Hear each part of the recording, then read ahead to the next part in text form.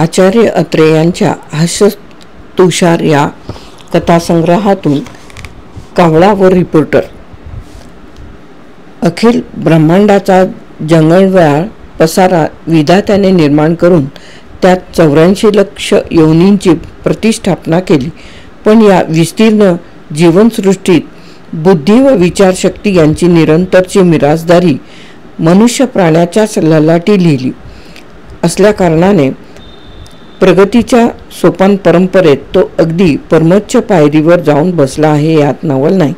मनुष्याच्या या वाढत्या कर्तबगारीची मजल थेट आपले सिंहासन भडकवण्यापर्यंत जाईल की काय अशी भीती परमेश्वराला पहिल्यापासून वाटत असावी आणि पुराणकाली अशा एखाद्या भयप्रसंगी तो आपल्या अप्सरांच्या तांड्यातील एखादे नाजूक अस्त्र पृथ्वी तलावर पाठवून आपल्या सत्तेविरुद्ध उठणाऱ्या बंडखोरांचा बंदोबस्त करीत असे.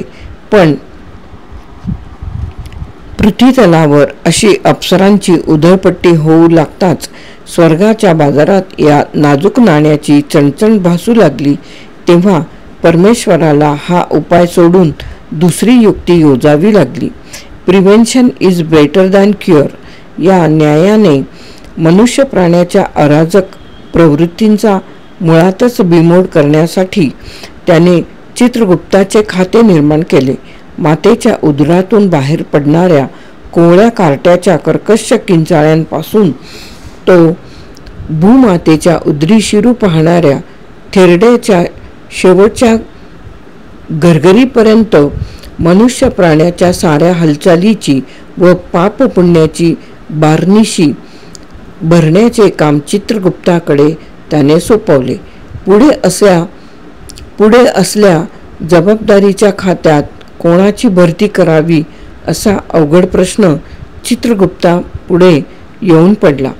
चोर पकडावयाला चोरच पाहिजे या सत्याचा त्या काळी शोध न लागल्या कारणाने व माणसाच्या हालचालीवर नजर ठेवण्यासाठी माणसे तर जातीतील नोकरांचीच 100% भरती करावी असा परमेश्वराचा कडक हुकूम असल्याकारणाने साहजिकच चित्रगुप्ताला आपली नजर पशुपक्ष्यांकडे वळवावी लागली.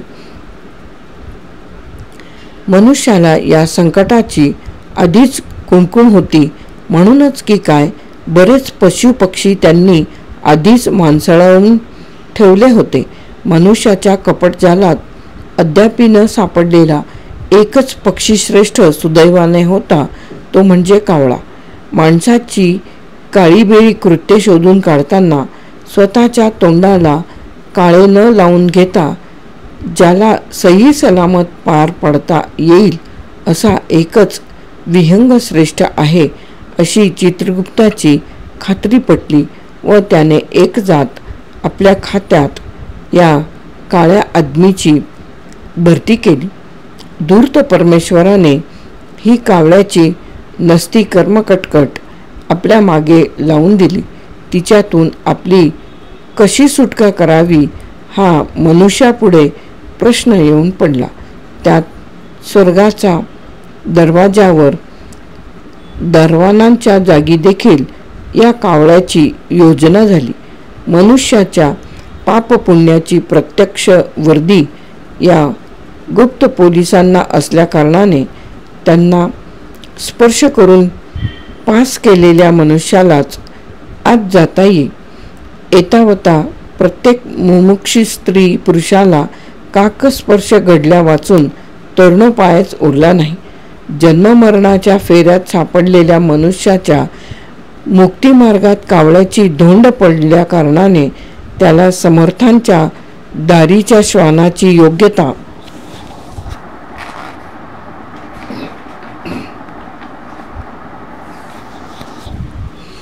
योग्यता प्राप्त झाली व त्याला साम दाम दंडभेद युक्तीने वश करून घेऊन माणसाळून टाकणे इकडे अलम मानवी बुद्धीचे लक्ष गेले. जेवणाच्या आरंभी भाताच्या 4-2 शीतांचा बळी या कावळ्यांना देण्याचा माणसांनी प्रघात पाडला. पण या युक्तीला कावळा थोडाच बळी पडणार कावळ्याच्या स्तुतीपर, कावळ्याचे चातुर्य, कावळ्याचे प्रसंगावधान असल्या काल्पनिक गोष्टी लिहून कावळ्याच्या श्रेष्ठत्वाचा बडेजाव करण्याचाही माणसांनी प्रयत्न केला. पण कोणत्याही डावपेचाला जेव्हा काकश्रेष्ठ बळी पडेनात तेव्हा शेवटच्या अस्त्राची उपाययोजना करावी लागली. हीनवर्णी अमंगल पक्षी, मांसखंड खाणारा, व्रणार्थ पशूच्या क्षतावर चोची मारणारा वगैरे अगदी वेचक शिव्यांचा वर्षाव करूनही कावळा बदला नाही. आपल्या धंद्याला लागणारे इमान कावळ्याच्या अंगी असल्याने त्याला हस्तगत करण्याचे मनुष्याचे सारे प्रयत्न निष्फळ झाले. पण परमेश्वरी बुद्धीशी टक्कर देऊ पाहणारी माणसाची बुद्धी कावळ्याच्या पुढे थोडीच हार जाणार. कावळ्याचे लचांड चुकवायला प्रतिकावळेच निर्माण करायला पाहिजेत. असली होमिओपॅथी शक्कल मनुष्याच्या डोक्यात सुचली व लागलीच त्यांनी कावळ्याशी त्याच्या सर्व गुणात किंवा दुर्गुणात स्पर्धा करणारी रिपोर्टर नावाची एक जात निर्माण केली.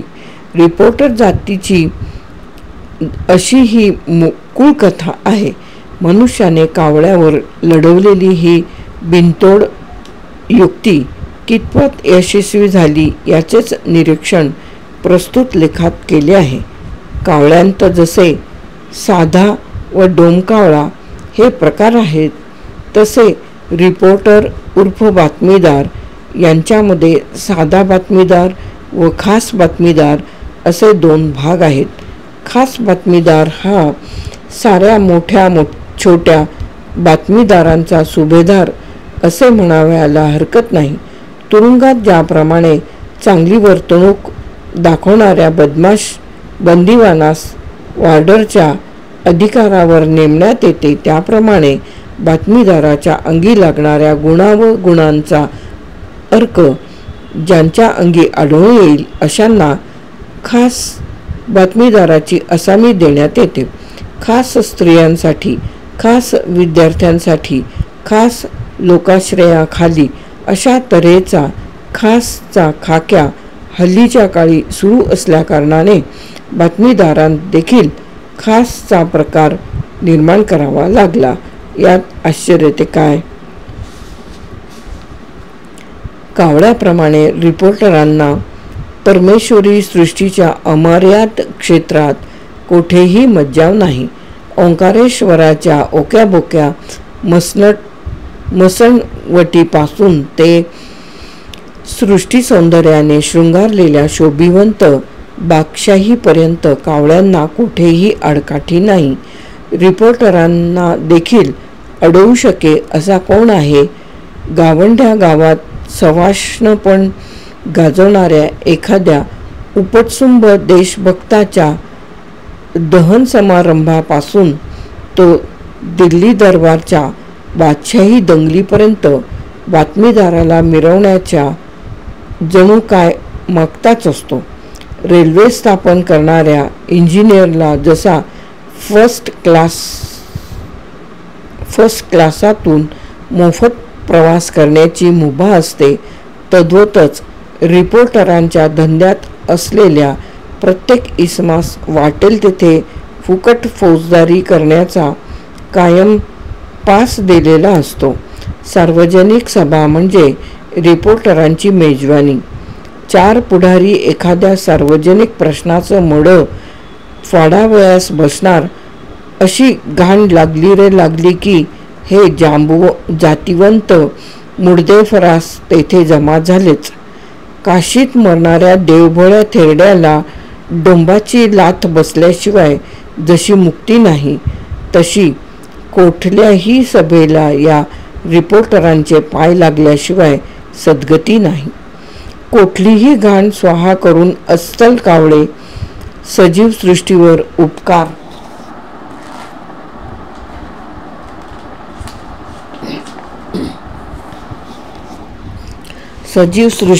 उपकार करत असतात.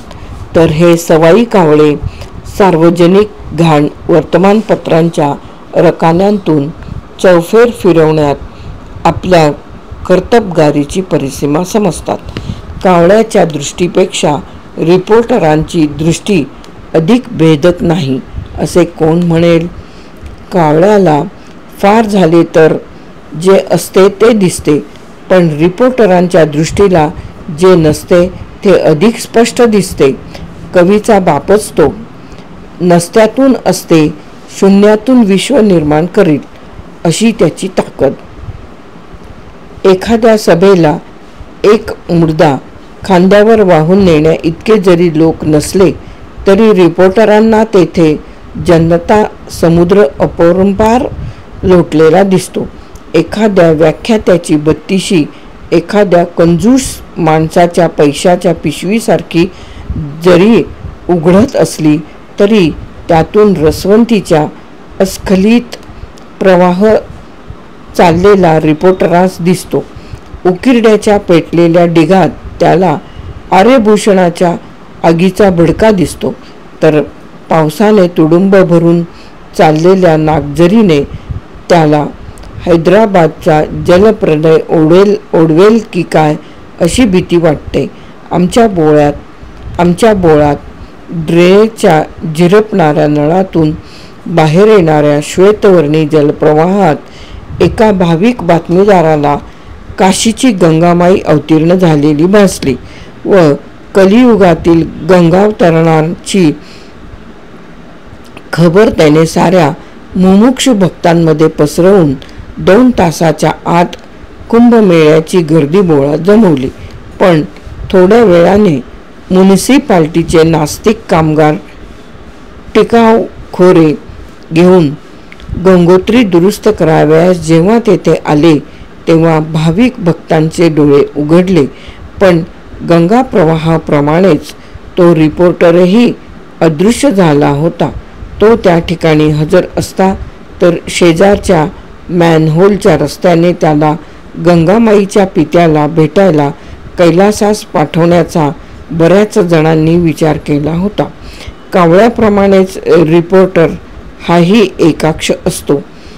अर्धी सृष्टी नेहमीच त्याच्या दृष्टीआड असते. तो जिकडे डोळा फिरविल तिकडचे जग त्याला सत्यपूर्ण वाटते. उरलेले जग त्याच्या गावीही नसते. प्लेग, इन्फ्लुएन्झा इत्यादी रोगांसंबंधी रिपोर्टर बातम्या सांगू लागला म्हणजे सर्व ब्रह्मांडाच्या रोमरोमी बदे फुटून त्याला महारोग भरला आहे की काय असे वाटू लागते. पावसासंबंधाने तो लिहू लागला म्हणजे सर्व विश्व जळबंब होऊन प्रलय काळ प्राप्त झाला आहे की काय असा संशय येतो. कावळा हा प्राणी महत्वाकांक्षी आहे किंवा नाही याविषयी सबळ पुरावा नाही. एकदा कुठे बगळ्याप्रमाणे आपले पंख पांढरे करण्याच्या नादी तो लागला होता असे समजते. पण महत्वाकांक्षेच्या बाबतीत रिपोर्टर हा प्राणी कावळ्याच्या पुढे 2-4 चोची खास जाईल. पाणक्याचा न्यायाधीश कसा झाला, धनगराचा सुभेदार कसा बनला अशा गोष्टींवर रिपोर्टराची अंधश्रद्धा असते व आपल्या लाईनीतील कमाल अधिकाराची जी संपादकीय जागा ती तो पटकावण्याचा मागे असतो. खरडेघाशी करणारा कारकून कालांतराने जर हेड कारकून होतो तर बातमीदाराच्या घाण्यावर बरीच वर्षे राबलेला बैल संपादकाच्या खुर्चीवर का बसू नये असे त्याचे तर्कशास्त्र असते. आमच्या गावचे एक रिपोर्टराचे शहाणे बाळ 2-4 महिन्यांची उमेदवारी करूनच संपादक व्हावयाच्या तयारीला लागले होते. नव्या मामलतीच्या गावी निघावयाला तो गाडी जुंपून हातात चाबूक घेऊन अगदी तयार झाला होता. तितक्यात मुंबईच्या निर्डावलेल्या एका पठाणाने दडपशाही करून त्याच्या हातून चाबूक हिसकावून घेतला व तो स्वतः चाबूकस्वार बनला. सौंदर्याने शृंगारलेला केवढाही रत्न खचित महाल असला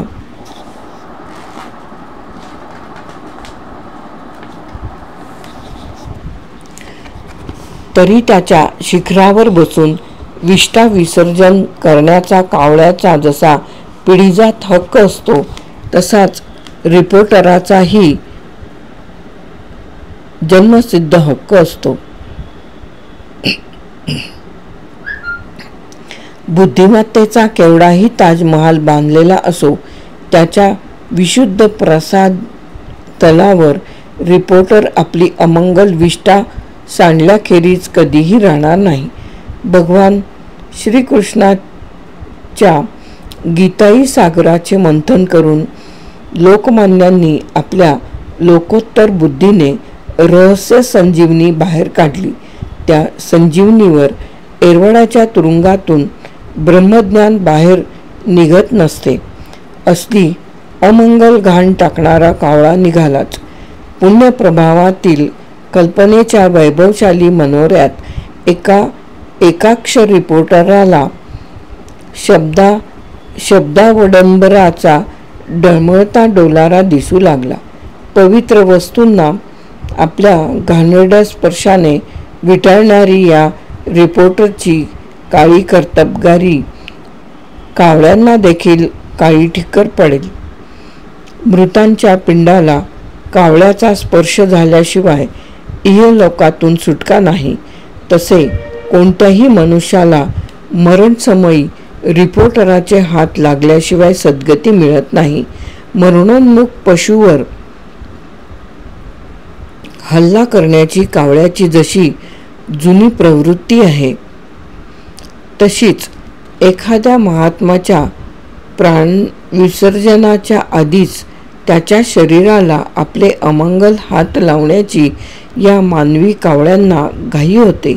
दादाभाई नौरोजी, डॉक्टर भांडारकर, राम गणेश गडकरी इत्यादी परलोकवासी महात्म्यांना मरणाआधीच मारुनी यमावर कुरघोडी करण्याचे श्रेय रिपोर्टरांनीच नाही का पटकावले.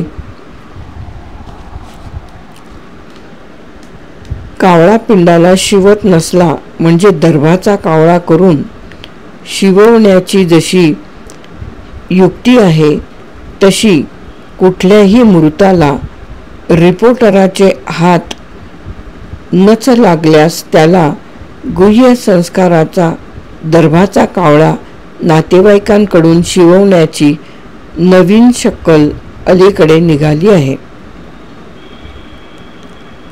कावळा पिंडाला शिवत नसला म्हणजे दर्भाचा कावळा करून शिववण्याची जशी युक्ती आहे, तशी कुठल्याही मृताला रिपोर्टराचे हात नच लागल्यास त्याला गृह्य संस्काराचा दर्भाचा कावळा नातेवाईकांकडून शिववण्याची नवीन शक्कल अलीकडे निघाली आहे. लेखक.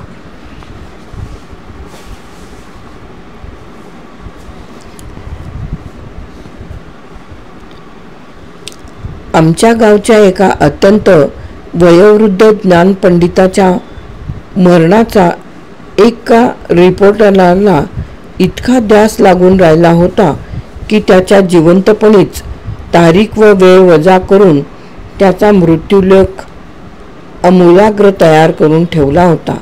दुर्दैवाने त्या वृद्ध श्रेष्ठाच्या आधीच या कावळ्याला वैकुंठवासी व्हावे लागले.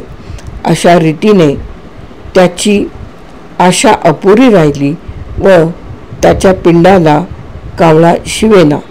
शेवटी त्याच्या एका जातवाल्याने त्या वृद्धाला जिवंतपणीच लेखणीने ठार करून तुझी राहिलेली आशा सव्याच पुरवीन असे आश्वासन दिले. तेव्हा त्याच्या पिंडाला कावळा शिवला. कावळा हा जात्या रंगेल पक्षी नाही. एकदा कुठे त्याने एका चिमणीचे दार उघडून तिच्याशी अतिप्रसंग केला होता असे म्हणतात. पण असल्या पोरकट गोष्टींवर आमचा भरोसा नाही. रिपोर्टर मात्र रंगेलपणात कावळ्यावरही ताण करील असा रंग दिसतो आहे. गावचे हवापाणी, रोगराई, अधिकाऱ्यांच्या बदल्या, पुढाऱ्यांचे दौरे, सरकार स्वाऱ्यांचे आगमन असल्या वृक्ष प्रांताला कंटाळूनच की काय रिपोर्टरांची स्वारी आता रंगभूमीच्या रागरंगात घुसू पाहत आहे.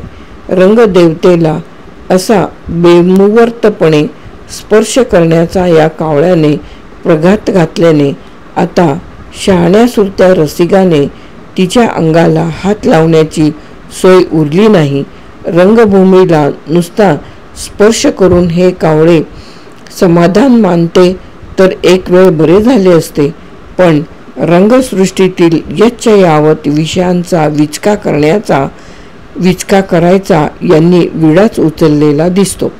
परवा राजहंस व कोकिळा या दोन पक्षात श्रेष्ठ कोण असा वादविवाद या कावळ्यांनी उपस्थित केला होता. वादविवादाच्या भरात हे कावळे मर्यादा सोडून संगीतशास्त्र, अभिनयशास्त्र इत्यादी शास्त्रीय विषयांच्या प्रांतात अधिकारवाणीने पुंडाई करू लागले.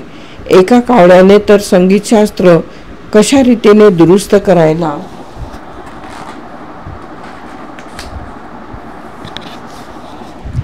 कशा प्रकारे दुरुस्त करायला पाहिजे असे शास्त्रोक्त गायन करून दाखवले. संगीतावर या कावळ्यांची मते म्हणजे दंतमंजनावर एका भग्नदंत मामाने परवा दिलेल्या अभिप्रायाप्रमाणेच होत. असो, एवढा प्रचंड वादविवाद करून देखील राजहंस किंवा कोकिळा या पक्षीद्वयांकडून कृपाकटाक्षांचा वर्षाव होण्याचा जेव्हा यत्किंचितही रंग दिसेना, तेव्हा या कावळ्यांची भाडोत्री कावकाव शांत झाली. एवंच चित्रगुप्ताने मनुष्य प्राण्याच्या मागे लावून दिलेले कावळ्याचे किटाळ चुकविण्यासाठी त्याने रिपोर्टराचा कावळा निर्माण करून ठेवला, पण तो त्यांच्याच व्रणावर चोची मारू लागला.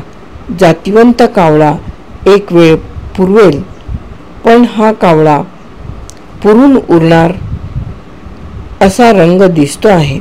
राष्ट्रसेवेच्या आखाड्यात उतरलेल्या प्रत्येक जवान मर्दांना या कावळ्यांचा विशेष त्रास होत असल्याने देशसेवा करण्याच्या आधी या कावळ्यांना कसे हाकून द्यावे असा प्रश्न त्यांच्या पुढे येऊन पडला आहे. ह्या आपत्तीविषयक प्रश्नाकडे प्रत्येकाचे लक्ष जावे अशा सदहेतूनेच प्रस्तुत लेख लिहिला आहे.